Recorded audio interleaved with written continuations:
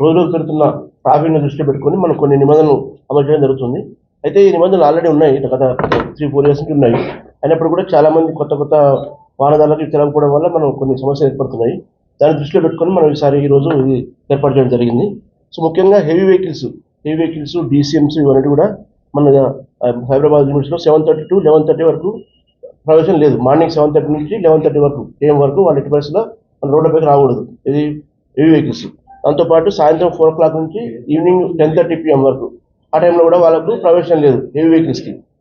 అదే క్లియర్ కదా.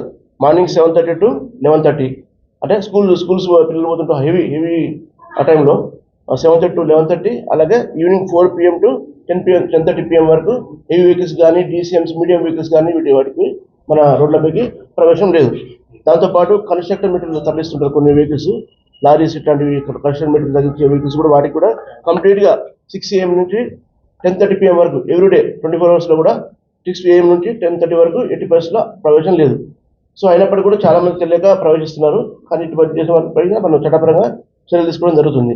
ముఖ్యంగా ఇట్లా నో ఎంట్రీ డిస్ట్రిక్ట్ టైమింగ్స్లో మన నగరంలో కానీ మన సైబరాబాద్ రోడ్లపైకి ప్రవేశించినట్లయితే వాళ్ళకి ఫస్ట్ టైం అయితే వాళ్ళకు అపరాధ రుసుము పడుతుంది. రెండోసారి అయితే వాళ్ళు వెహికల్ సీజ్ చేసి RTAకి హ్యాండ్ ఓవర్ చేయడం జరుగుతుంది.